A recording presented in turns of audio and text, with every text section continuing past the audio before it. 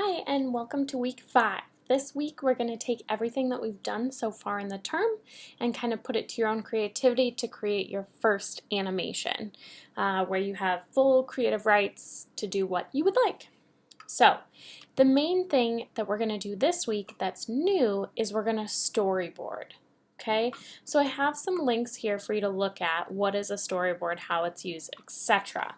Now, a storyboard, and all of these are going to this is a fun video I would recommend watching, but a storyboard is a visual outline of what your scene and story is going to be. It can be very, very intricate, very, very detailed, all the way till very loose. You know, we're going to talk about camera moves and audio and stuff like that as we go forward, so they will become more detailed. But for right now, you're thinking about the elements, the composition, and the timing, okay? So what you're going to do is think about, okay, what do I want my animation to be? This is tricky, and it's up to you. I'm looking for around 10 seconds. I would like you to stick at least to 10 seconds. If it's a little bit shorter, that's okay. But think about telling a little story. Granted, 10 seconds is not very long to have a beginning, a middle, and an end, but think about what you can do. You can always go over 10 seconds, but I'm looking for quality over quantity. So, with our storyboard, what you're going to do is break down each element that you have going on in your scene and put a time. So let's say I'm doing that B assignment from last week. All right, so my scene 1 would be, outdoor scene with flower in the foreground, and I just have the flower here. Scene 2, enter B1, B comes in from the right, does a loop, and exits. Well, how do I put all of that into one image? I can just have the B central on the panel here, and then I can use words to say what's going to happen. Now, I told you to think about composition and timing. So how long do you want that B to go across? I want a 5-second, movement. Now you may be thinking, Jen, why are we doing extra work when I could just do it? Well, storyboards are 1, very industry standard, and 2, you can make a storyboard very sketchy, right? I could take 5 minutes and make a whole storyboard for a movie. But what that does is it allows me to think about my composition, think about my timing, think about what elements that I need to create and draw and, make in Photoshop or Illustrator before I actually do them. So, work smarter, not harder. Get all of these things down how you want them to be before you have to make it. So maybe you've got this great idea of a character coming forward in the scene, but then when you look at your storyboard, you decide it's going to be better if they walk from right to left. Well, if you've already done it, you've created the character facing forward, and depending on the character, that may have taken you a long time, but now you actually need a character from the side. So it's very important that we get all of our ideas out first. Then we can look at the storyboard and say, is this visually interesting? Should I have them come in on an angle? If I have them leaving the scene on the left, if they're going to come back in, they need to come back in from the left. It's a lot about continuity. Continuity is, keeping realism from one scene to another. I don't know if you guys have any interest in the movie Ocean's 11, but Brad Pitt's character is often eating something. And a lot of times they do these shots, over hours. And so sometimes you'll see he's holding food, and then when it comes back to him, the food is gone. I have a whole movie on continuity that we can watch at a future week. But right now, I want you to just focus on storyboarding. So, again, this is very industry standard. It is used for almost every movie, show, Pixar, Lucasfilms, anything that you can think of. So, traditional one from Tom and Jerry. Now, this is from the movie Moulin Rouge. These storyboards can be beautiful. They can be detailed. Again, we're getting as much out there as possible. For your assignments, I'm looking for you to get your ideas out, thinking about the composition. How are we framing each shot?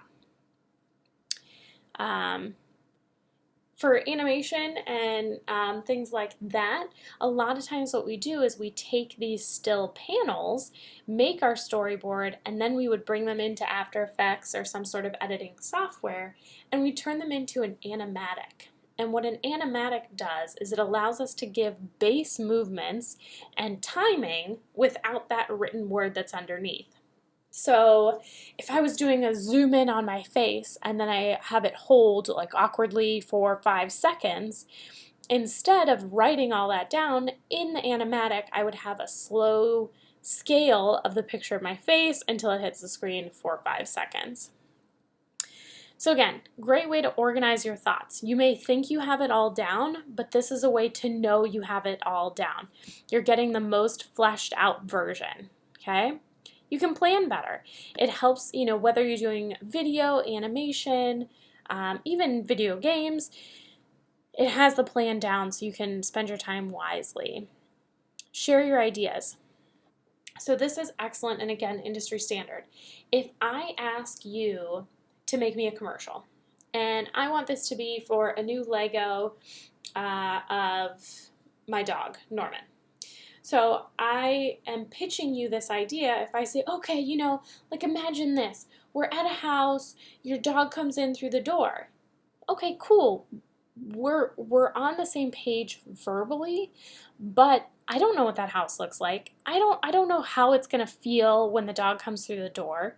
With a storyboard, we can visually show all these things and get the details out. You can identify problems early. Again, if something's not going to work, if you have something, in the industry, it might be too expensive or not enough time. Even for school, you might not have enough time, but it'll help you to identify these things early. Okay?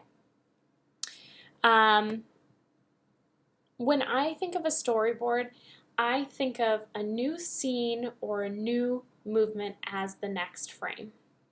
So again, if I'm using that bee example, I don't need to have multiple frames. If the bee is just going to come in from the right, do a loop, and go out. That's one main movement for one character. That can be one panel. Then I can move on to the next. Maybe the bee comes back in from the left and lands on the flower. Great, that's a panel. Okay, if you have questions on what would count as a panel, feel free to let me know. This is just kind of another breakdown for you. I like to give you a few different links so that if one makes more sense than another for you, you have multiple versions. This is pretty cool. It's just showing Toy Story from storyboard to animation. I'll just show a small port here. And this is that animatic that I was talking about. So making some movements with the storyboard. Storyboards can be three-dimensional. Sorry, this one is more of what I was looking for. So you can do hand-drawn animation or hand-drawn storyboard panels, or sometimes you can do 3D. Sometimes that's the progression. Start with drawings and then move on from there.